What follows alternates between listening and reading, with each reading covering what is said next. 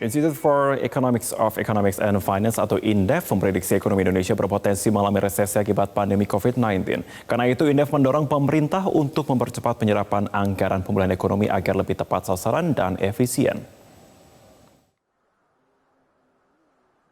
Pandemi COVID-19 menekan seluruh sektor perekonomian dunia dan domestik.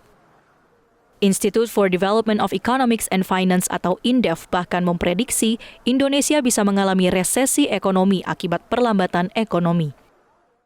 INDEF memprediksi pada kuartal kedua, ekonomi akan tumbuh negatif ke kisaran 3%, sementara pada kuartal ketiga, ekonomi akan terkoreksi ke kisaran 1%.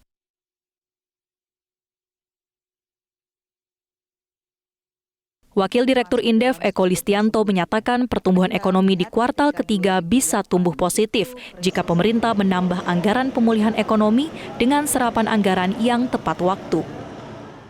Kalau fiskalnya ini cukup efektif, maka sebetulnya dalam hitungan INDEF juga ada peluang sebetulnya kita triwulan 3 mungkin bisa positif lagi begitu. Tapi memang syaratnya berat gitu ya, program ekonomi nasional itu harus efektif begitu. Kalau enggak ya minus gitu, tapi mungkin minusnya sudah lebih rendah ya. Ini adalah, jadi triwulan kedua itu adalah mungkin bisa jadi indikator sangat penting apakah kita akan semakin terjun bebas atau kemudian paling enggak mulai ada recovery begitu.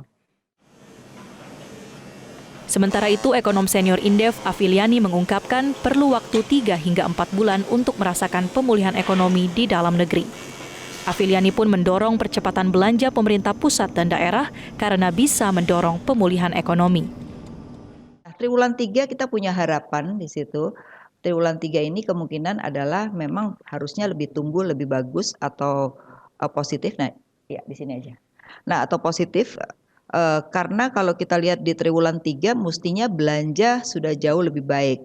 Dalam kondisi seperti saat ini memang belanja negara dan belanja daerah itu sangat dibutuhkan karena baru memberikan multiplier efek kepada yang lainnya.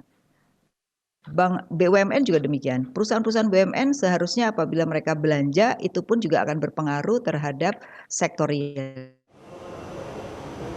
Di sisi lain, Otoritas Jasa Keuangan optimistis pemulihan ekonomi akan mulai terasa di kuartal ketiga tahun ini karena ditopang oleh kebijakan fiskal dan moneter pemerintah. Namun OJK memprediksi kredit perbankan akan tumbuh melambat ke kisaran 3 hingga 4% atau lebih rendah dibandingkan realisasi 2019 yang mencapai 6,08%. Hingga 13 Juli lalu, restrukturisasi kredit perbankan mencapai Rp776 triliun dari 6,75 juta debitur.